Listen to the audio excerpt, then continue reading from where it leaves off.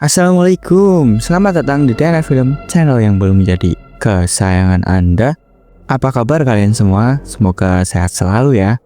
Kali ini saya akan membahas alur cerita film dari film yang cukup mengerikan, berjudul Minseong Haunted House tahun 2022. Film horor asal Taiwan yang konon katanya diangkat dari kisah nyata dan sempat viral karena suasana filmnya yang sangat mencekam. Oke, sebelum masuk ke filmnya, jangan lupa kalian like, komen, dan subscribe ya, buat support channel ini agar makin berkembang. Langsung saja kita mulai alur ceritanya. Kisah diawali dengan seorang pria yang mengalami semacam gangguan gaib dari sosok wanita yang terus memanggil namanya. Dan naasnya, pria itu harus mengakhiri hidupnya karena gangguan itu.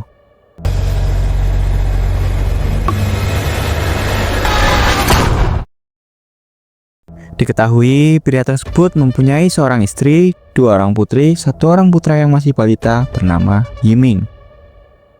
Terlihat setelah kejadian itu, sang istri pergi ke seorang dukun untuk menanyakan nasib putranya ke depannya. Sang dukun menjelaskan kalau mendiang suaminya selalu diganggu sosok hantu wanita yang sampai sekarang pun masih bergentayangan di kanal dekat rumahnya. Oleh karena itu, sang dukun mengatakan, jika ingin putranya selamat, jauhkan dia dari segala macam yang berhubungan dengan air, entah itu sungai, danau, laut, bahkan sekedar kolam renang. Sang dukun juga berpesan apabila putranya berhasil bertahan sampai umur 15 tahun, dia harus dibawa ke tempat ini lagi. Singkat cerita, 30 tahun berlalu. Kini kita diperlihatkan dengan 2 orang remaja yang sedang asik berenang, bernama Aji dan Xiaoxi. Diketahui Xiaoxi selalu mengenakan sebuah kalung pemberian dari neneknya, yang dilarang dilepas apapun alasannya. Namun suatu ketika karena Aji menggodanya dan mengatakan jika ia terus mengenakan kalung tersebut saat berenang, itu dapat membuat kulitnya belang. Perkataan Aji tersebut membuat Xiaoxi melepas kalungnya, dan tanpa ia sadari malah menjatuhkannya ke tempat penyaringan air.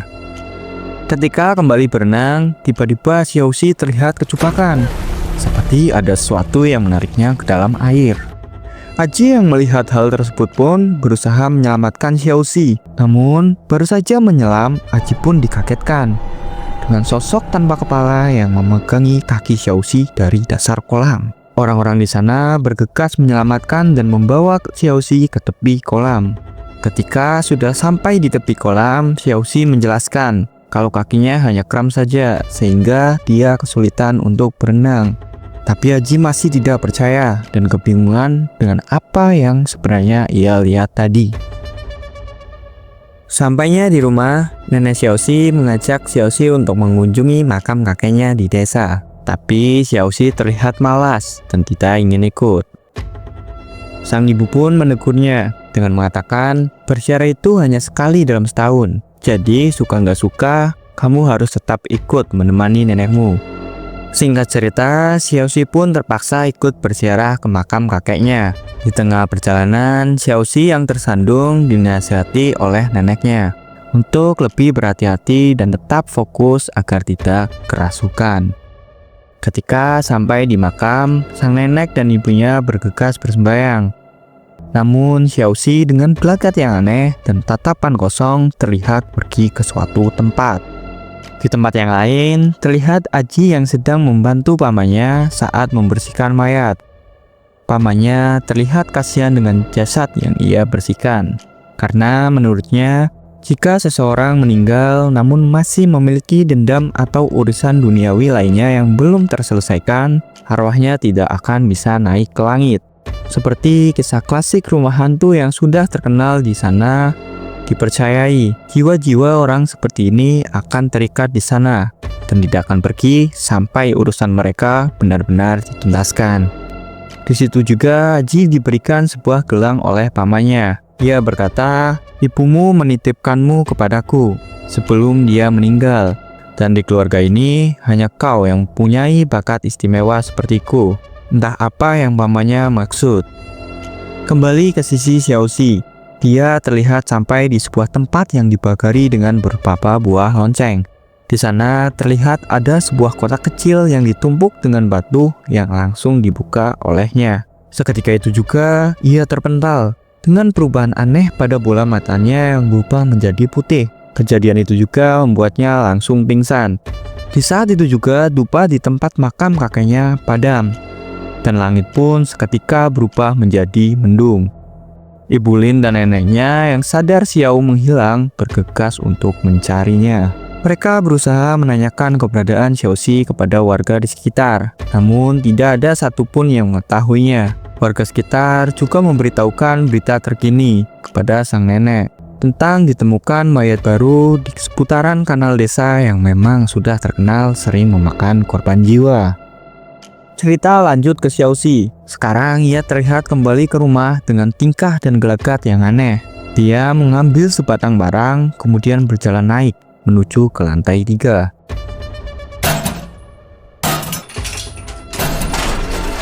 Kemudian dia mencoba memaksa masuk ke sebuah kamar terlarang. Ternyata tujuannya adalah sebuah kunci yang tersimpan di kamar tersebut. Setelah berhasil menemukannya, tanpa pikir panjang, Xiaoxi pun memecahkan kunci itu. Namun, sesaat setelah kunci itu hancur, suasana pun berubah jadi mencekam, seperti akan ada sesuatu yang terjadi. Menjelang malam hari, ibu dan nenek Xiao terlihat diantar pulang oleh dua orang polisi karena pencariannya hari ini tak kunjung membawakan hasil. Namun, setelah mengantarkan ibu dan nenek itu, Pak Polisi terlihat tidak ingin berlama-lama. Itu dikarenakan kabarnya rumah sang nenek terkenal sangat berhantu. Sampainya di dalam rumah, sang nenek terlihat panik ketika mengetahui rantai pintu yang berada di lantai 3 sudah terputus. Dalam kepanikan, sang nenek berusaha menghubungi seseorang. Namun sayangnya telepon terputus. Begitu juga lampu di rumah yang tiba-tiba padam. Sang nenek pun langsung bergegas berjalan keluar rumah tanpa mengatakan sepatah kata pun. Sedangkan sang ibu masih berusaha mencari keadaan Xiaoxi di dalam rumah.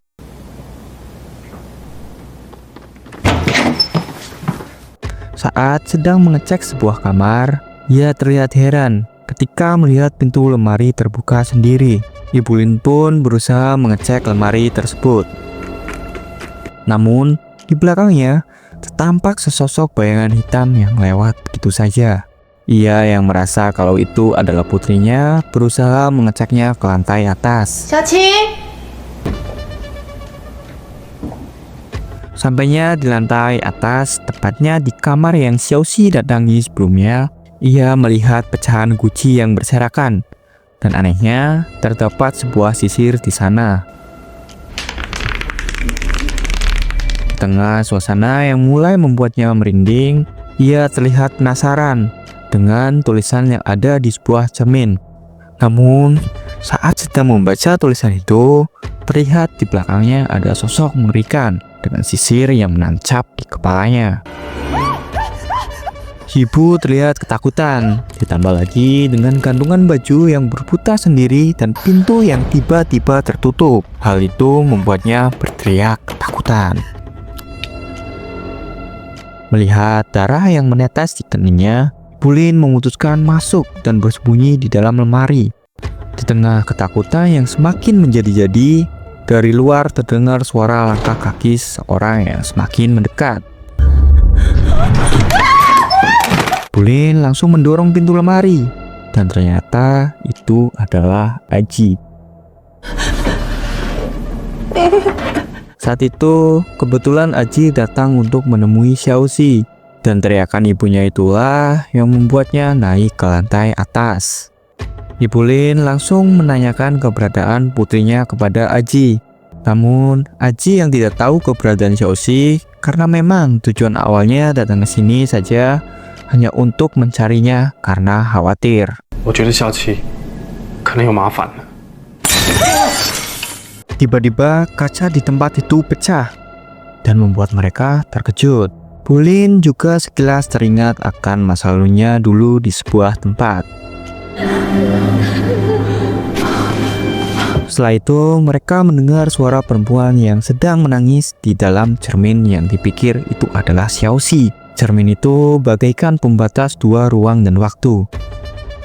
Aji memutuskan untuk melangkah masuk dari luar jendela disusul oleh Ibu Lin.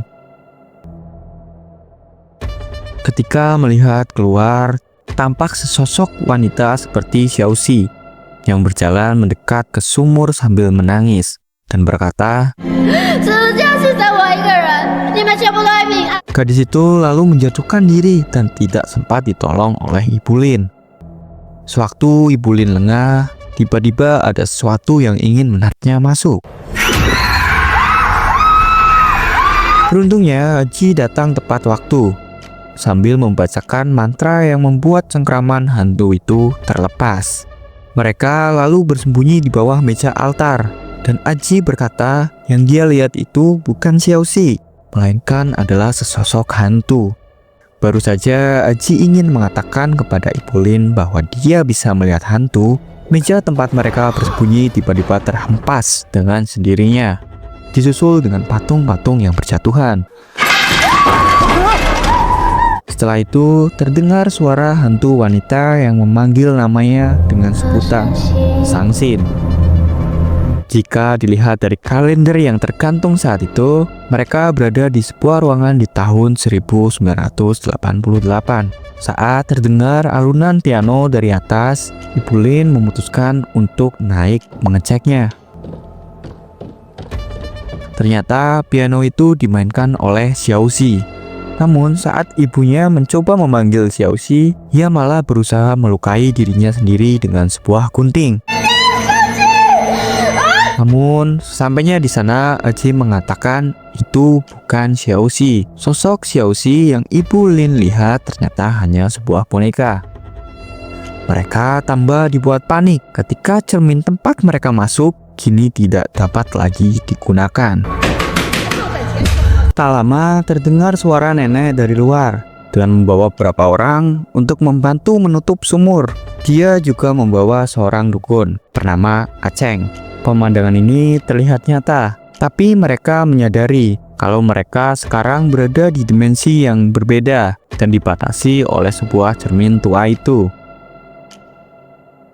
Di sisi yang lain, terlihat sang nenek yang datang bersama Aceng. Aceng berkata, energi yin di ruangan itu terlalu kuat, dan mungkin dia sudah kembali. Entah sebenarnya siapa yang mereka maksud. Aceng lalu mempersiapkan sebuah ritual dengan mengambil sebuah foto dan menyuruh Nenek Xiao untuk memukul foto tersebut dengan sebuah jimat penguasa langit. Kemudian kita dibawa ke kisah masa lalu, di mana ada dua orang kakak beradik bernama Desin dan Sangsin. Saat itu, Sangsin meminta Desin untuk membantunya merahasiakan pertemuannya dengan seorang pria bernama Aji dari ibu mereka. Desin terlihat setuju-setuju saja. Namun, ketika Sangsin akan pergi, dia tidak sengaja menyenggol sekotak perhiasan. Kotak itu jatuh dan butiran batu kalung tercecer. Ternyata kalung itu adalah pemberian Aji untuk Sangsin. Sangsin pun bertanya, kenapa Desin tega menyembunyikan kalung itu darinya. Namun, Desin malah mengalihkan pembicaraan dengan berkata, Sangsinlah yang telah merusak kotak musiknya. Besok paginya terlihat mereka berjalan di sebuah kebun nanas bersama ibu dan kakak tertua mereka yang bernama Yiming. Di situ, Desin yang ingin bercanda dengan kakaknya tidak sengaja menyenggolnya. Sang ibu sontak langsung menampar Desin atas kejadian sepele itu. Di sini terlihat bahwa Yiming adalah anak emas di keluarga itu. Sang ibu sangat pilih kasih dan selalu menyalahkan anak perempuannya jika Yiming terkores sedikit saja. Namun, pada suatu hari, nasib naas pun terjadi. Yiming ditemukan tidak bernyawa dan hanyut di sungai. Sang ibu menangis sejadi-jadinya. Di saat itu, Sangsin mengatakan bahwa sang kakak berusaha mengambil sepatu Desin yang terjatuh dan hanyut di sungai. Mendengar hal itu, sang ibu lantas langsung menyalahkan Desin atas kejadian yang menimpa Yiming. Sepulangnya ke rumah, dengan gampangnya Sangsin berkata, "Jangan ngambek ke aku. Aku sudah berjanji akan bersamamu apapun yang akan terjadi." Scene beralih ke mereka yang sudah tumbuh dewasa. Terlihat Desin yang selalu disalahkan setiap harinya atas kejadian yang menimpa kakaknya sekarang mengalami gangguan mental. Dia selalu menggila di jam-jam tertentu di setiap harinya. Hingga pada suatu malam, saat dia sedang kumat, ibu mereka memperbolehkan seorang dukun yang tidak lain adalah Aceng untuk membawanya pergi ke rumahnya dengan alasan penyembuhan.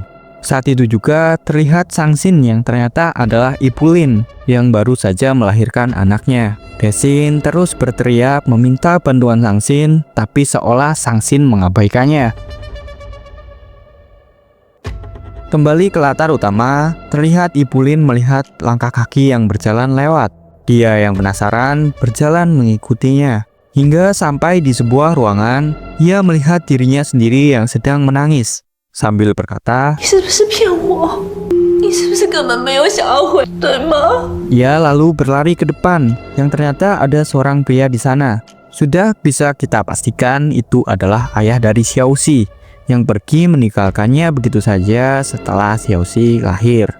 Setelah pria itu pergi, terdengar suara ketukan pintu yang memanggil-manggil nama Sang Sin.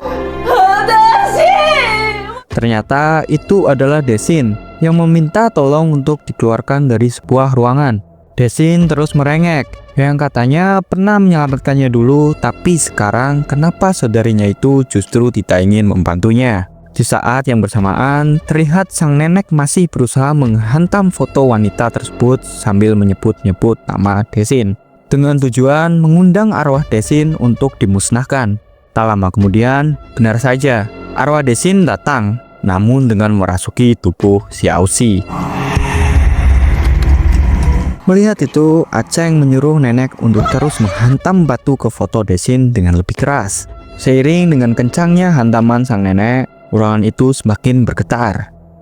Akhirnya, arwah tersebut berhasil dikeluarkan dari tubuh Xiaoxi. Bersamaan dengan keluarnya arwah itu, cermin terlihat akan hancur. Aji segera memaksa keluar lewat cermin itu, dan untungnya berhasil. Namun, Ibu Lin harus tersedot masuk dan terjebak di dimensi itu. Begitu juga sang nenek dan Aceng. Aji langsung bergegas mengamankan Xiaoxi terlebih dahulu. Sedangkan sang nenek dan Aceng sekarang sedang dipermainkan oleh suara lonceng yang entah datangnya dari mana. Melihat leher sang nenek tercekik oleh sosok itu, Aceng berusaha melakukan perlawanan dengan meleparkan sesuatu yang membuat sosok itu langsung terpental. Sosok itu langsung merangkak ke dinding dan hilang dari pandangan mereka. Aceng dan nenek pun langsung bersiaga mencari keberadaan sosok arwah tanpa kepala tersebut. Tanpa mereka sadari, dari belakang mereka sosok itu sedang memantau. Tiba-tiba, parang yang dibawa oleh Aceng terjatuh. Sang nenek juga merasa ada yang aneh ketika ada darah yang menetes di kepalanya. Dan tiba-tiba, sosok mengerikan itu pun melebur dan merasuki raga sang nenek.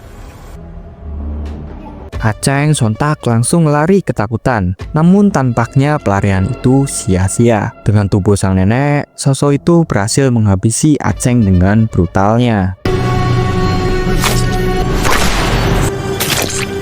Di sisi lain, Aji yang menyaksikan hal tersebut segera bersembunyi, tapi dia juga tidak bisa lolos begitu saja. Aji malah dijadikan sandera dan dituntun untuk melakukan apapun keinginan dari sosok mengerikan itu. Sosok itu berkata, dia tidak akan segan-segan melukai raga sang nenek apabila Aji berani menolak kemauannya. Aji disuruh untuk membuka sumur yang baru saja ditutup. Dan ternyata disinilah Sang Sin berada, tentunya dengan dimensi yang berbeda. Aji kemudian turun ke bawah dan menggali tanah di sumur itu. Akhirnya, Aji menemukan sebuah tengkorak yang tak lain adalah kepala dari sosok hantu tersebut.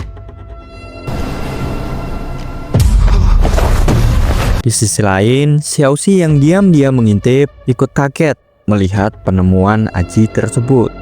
Jadi ceritanya, dulu menurut yang dikatakan Aceng, waktu kelahiran Desin dengan sosok hantu wanita yang mengakhiri hidupnya di kanal itu sama. yaitu di pukul 17.00. Dan Aceng mengaku gagal merubah nasibnya dan membuat Daesin juga mengakhiri hidupnya dengan cara yang sama dengan sosok hantu wanita tersebut. Aceng juga berkata, apabila kepala dan tubuhnya tidak dipisahkan, maka seluruh keluarga tidak akan hidup dengan tenang. Meskipun awalnya sang nenek berat melakukan hal itu, tapi Aceng terus meyakinkan kalau hal tersebut memang harus dilakukan. Akhirnya sang nenek setuju melakukan hal itu. Jasad dari Daesin dikremasi dan dikubur di hutan bambu tempat Xiaoxi tersesat waktu itu. Dan kepalanya disegel di sumur sesuai tempat kematiannya. Potongan kaki, sejumput rambut, dan sisir yang Daesin selalu gunakan juga disimpan di bawah tempat tidur. Dan itulah yang sebenarnya dialami oleh Daesin. Sang nenek yang masih dirasuki oleh sosok hantu itu tampak menangis sambil memegang tengkoraknya Daesin. Dia juga membenturkan kepalanya sendiri sebagai bentuk kekesalannya terhadap apa yang sudah dilakukan sang nenek dan Aceng. Xiaoxi yang melihat kejadian itu berusaha menghentikan neneknya. Aji berusaha mengatakan jika ini semua adalah ulah dari Aceng dan dia pun sekarang sudah tewas. Jadi Aji meminta kepada hantu itu untuk melepaskan sang nenek karena Xiaoxi masih membutuhkan neneknya. Setelah mendengar itu, ia pun berhenti membentur-benturkan kepala sang nenek. Aji menawarkan bantuan jika memang hantu itu memiliki keinginan yang belum terselesaikan. Dan ternyata keinginan hantu itu yaitu ingin dikuburkan dengan saudari perempuannya. Sama seperti janji mereka yang berjanji akan selalu bersama sampai kapanpun. Di sisi Ibu Lin atau yang sekarang kita tahu adalah Sang Xin, dia mendengar suara Daesin yang memanggilnya. Tak lama, Daesin pun muncul sambil menjelaskan kejadian yang sebenarnya ia alami. Waktu itu, alih-alih diobati oleh Aceng, ia malah diperlakukan secara tidak manusiawi dan membuat mentalnya semakin terganggu. Namun masalahnya adalah ibu mereka yang percaya akan hal-hal goib dan begitu percaya dengan Aceng dan menuruti semua perkataannya. Daesin yang sudah tidak tahan lagi berujung mengakhiri hidupnya sendiri. Mendengar semua itu, Sang Xin menangis dengan penuh penyesalan dan meminta maaf. Sang Xin memohon agar melepaskannya karena dia merasa tidak mengetahui apapun. Namun permintaan maaf itu sudah terlambat. Cerita lalu mundur kembali saat Xiaoxi berjalan bersama neneknya menuju ke kuburan sang kakek. Namun kali ini tanpa adanya ibunya. Setelah itu berlanjut ke kejadian pencarian Xiaoxi. Di situ juga tampak sang nenek sebenarnya cuma sendirian. Sebenarnya selama ini sang nenek itu cuma sendiri bersama Xiaoxi. Dan kenyataannya Ibu Lin juga sudah meninggal lebih dari 10 tahun yang lalu di tempat yang sama dengan kematian Daesin. Dan waktu Aji berkata ia bisa melihat hantu, sebenarnya hantu yang dia maksud adalah Sang Xin itu sendiri. Jadi ceritanya dulu pernah terjadi pertengkaran antara Sang Xin dan ibunya. Sang Xin menuduh ibunya lah penyebab kematian dari Daesin. Dan disinilah Sang Xin tidak sengaja terpleset dan jatuh ke sumur dan harus bernasib sama dengan Daesin. Namun masalahnya dia selalu mengingkari dan menolak kematiannya sendiri. Namun sekarang kakak beradik itu akan selalu bersama seperti janji mereka dulu. Di hari berikutnya terlihat para polisi datang dan mengevakuasi mayat Aceng. Sementara sang nenek harus ditangkap dan mempertanggungjawabkan apa yang telah dia lakukan. Singkat cerita, Aji bersama Xiaoxi meminta bantuan pamannya untuk menyeberangkan arwah Daesin dan Sang Xin ke tempat yang semestinya. Sesekali mereka menjenguk sang nenek di penjara. Dan hari itu nampak sang nenek begitu senang karena melihat Aji yang dia pikir adalah putranya Yiming yang sudah meninggal. Di situ bukannya menyambut cucunya yang datang menjenguknya, sang nenek malah menasihati Aji untuk berhati-hati dalam memilih wanita agar tidak bernasib sama dengan ayahnya. Pria di awal cerita itulah yang dimaksud. Dia merupakan suami dari sang nenek yang tewas karena berselingkuh dengan seorang pelayan. Dan waktu itu, sang nenek yang mengetahui perselingkuhan itu membayar orang untuk menyingkirkannya di sungai. Dan ternyata yang membuat Sang Xin terpleset ke dalam sumur adalah liur dari arwah selingkuhan suami sang nenek. Arwah itu juga yang membuat Daesin selalu berhalusinasi dan mengamuk setiap pukul 17.00, sama seperti jam kelahiran mereka. Pada akhir cerita, kita diperlihatkan hantu perempuan itu sebenarnya tidak pergi, tapi malah masuk dan tinggal di rumah tersebut untuk selamanya. Dan film pun selesai. Terima kasih buat kalian yang sudah menonton alur cerita film kali ini ya. Jangan lupa subscribe, like, dan share juga. Terima kasih.